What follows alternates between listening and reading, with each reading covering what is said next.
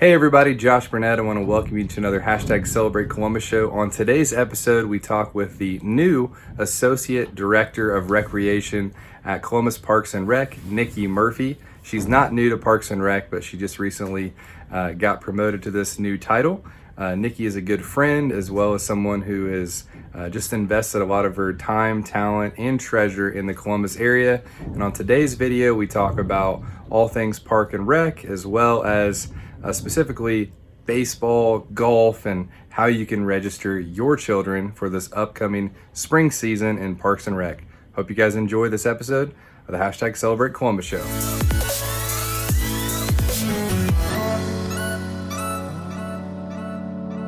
"2020 may have been one of the hardest years in Columbus Parks and Rec history. I can think of definitely the '08 flood, but at least in my life, but 2020 was crazy. And my first year on the Parks and Rec board, so maybe I was the bad luck there. But in spite of the pandemic, what were some of the highlights that took place in your point of view? It's funny because I think one of the things that we talk about internally is that it really allowed us to kind of be inventive. We had to make some quick shifts, went from a lot of in-person to virtual. And that was a huge move for us. And it's something that actually, parks departments across the country saw as well. And it really kind of gave us free rein to say, look, I know we've been doing all of these things before in the past, but we might have to throw them all out the window and get the creative juices flowing, I guess, and put some new ideas on the board and let them come to fruition. And we had some new staff members that had just come on as well. And I think it was probably a blessing in disguise, really. They just were ready to jump in and go full force. And a lot of the things we came up with were huge hits with the community. And I think you're probably going to see, even when things get back to normal, a lot of those same types of activities because we just got such positive feedback. So it was a little bit of a redesign for parks. And I think it was a great opportunity. Yeah, I know I think it's, 2 years in a row now, the Great Columbus Campout, unfortunately not being able to happen. The time before it was because of, intense rain and this time, because of COVID. But like you said, could you talk a little bit about the box that you're able to do both for that and some other things that have gone on?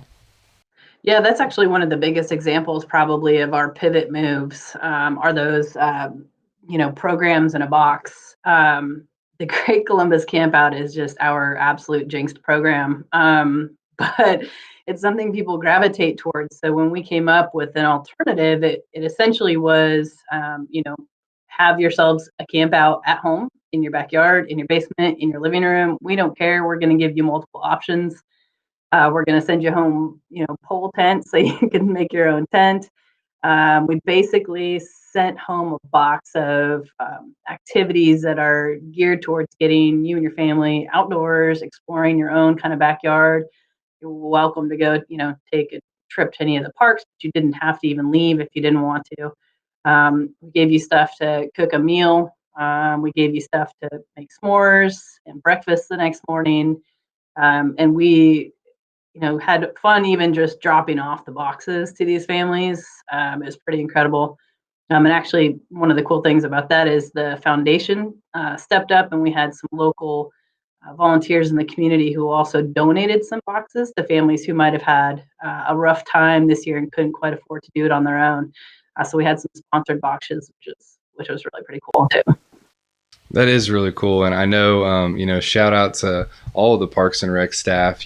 I saw some really cool things on the social media, whether it was trivia on Tuesday or, so many things that in spite of a pool not being open and the spring baseball and soccer and, all the sports were not able to happen. But man, parks, I know for me and our family, the parks were a great place to social distance, right? And so many times the boys and I, or Scarlett and the boys and I, would go out and, run or take a walk. And we really are blessed to have the parks that we have in Columbus. Did you notice that as well?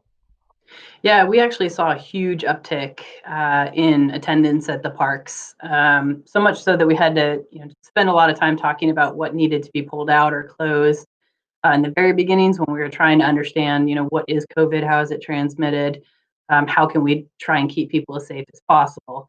But absolutely, there were people flocking to parks, whether they were families or also we had a ton of local businesses who wanted to have meetings. And so they would come to our parks, set up their chairs, social distance, and hold their meetings outside. We had requests for parking lot usage, by companies. It's pretty incredible. Yeah. That's awesome. And I know, obviously a crazy year, and hopefully we don't have one like this for another at least 100 years. But, from what I can see and what I've been hearing, 2021, we're poised for a great year. Could you tell us a little bit of what we're looking forward to? I know for our family, we're getting ready to sign up for spring sports. And, could you talk a little bit about some of the things that we can look forward to this year?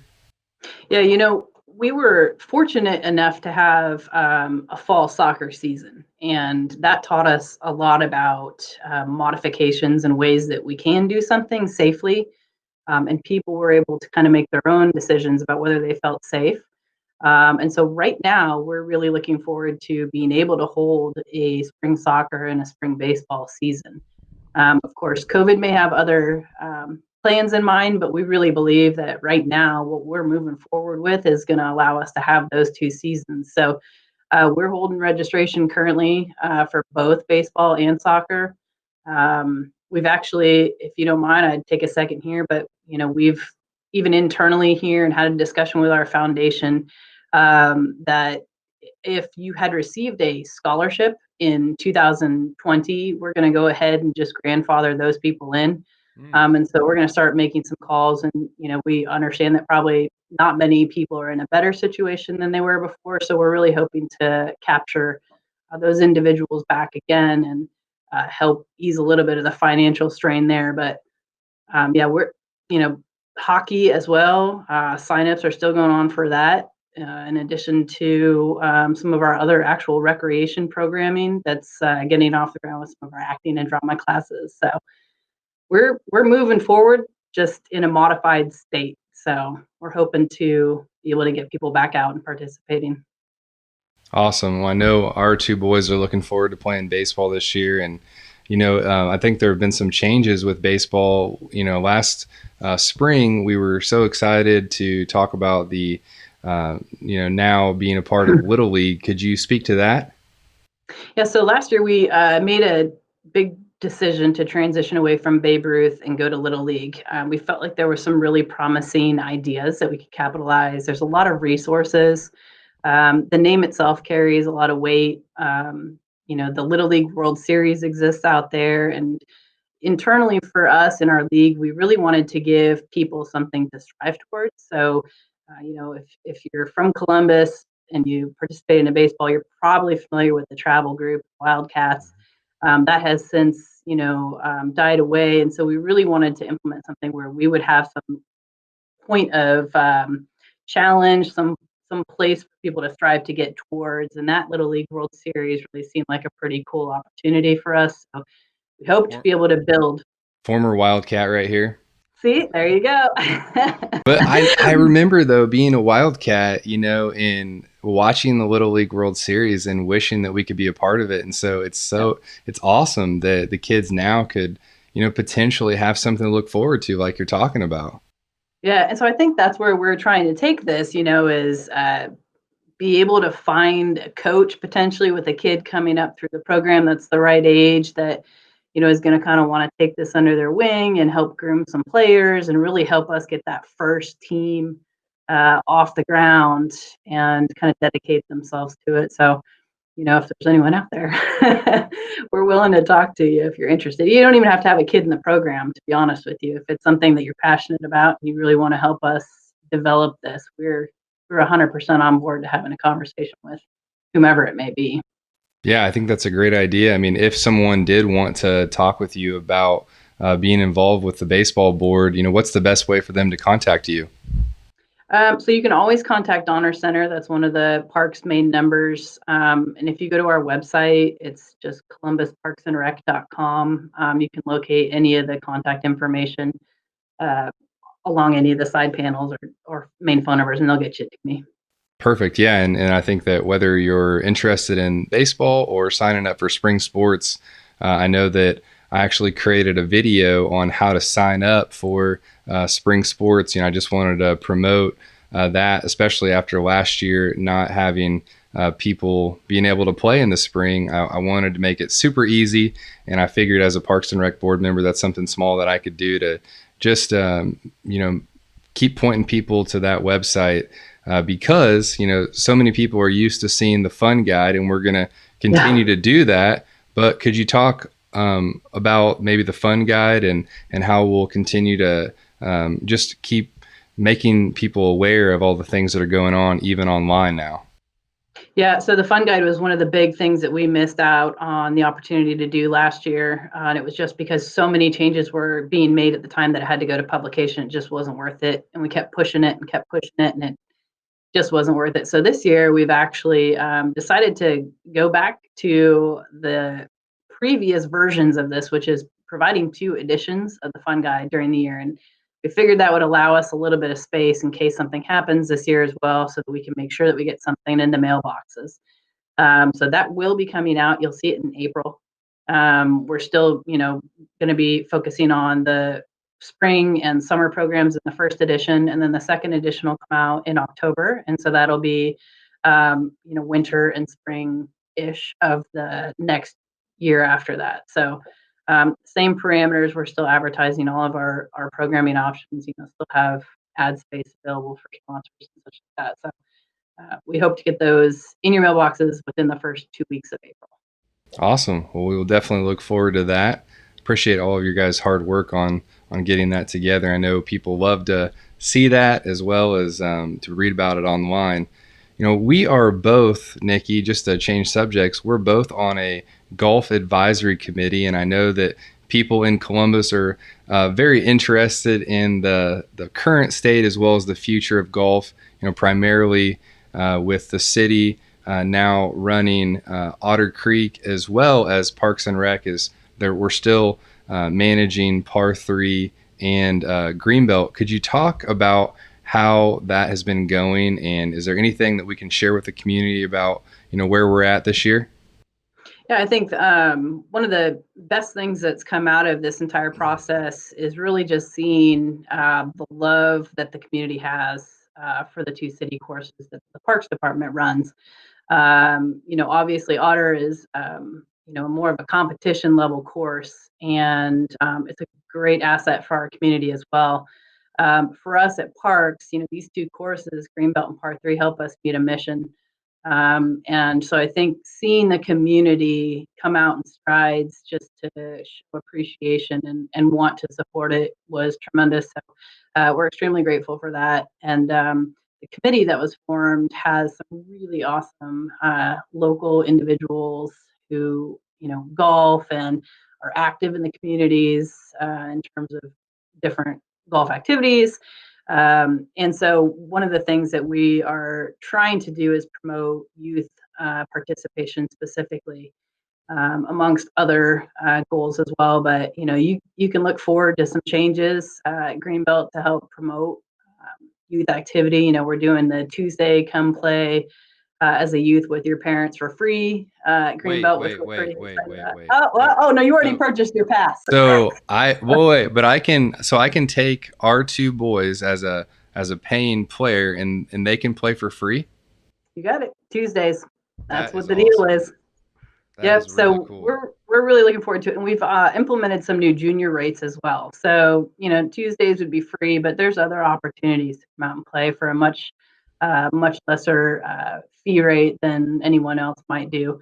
And then of course there's Par 3. We're thinking about forming a Saturday beginners type program. League might be a bit of a stretch, but we would provide all the equipment, and people would be able to come out, and if you're interested in golf, we'd be able to have somebody stationed at each hole, kind of give you tips and help you tee off and help you finish the hole. And move on to the next one, and you're surrounded by a lot of individuals who are in the same boat as you, so there's not as much pressure. And par 3 is a fantastic beginner course.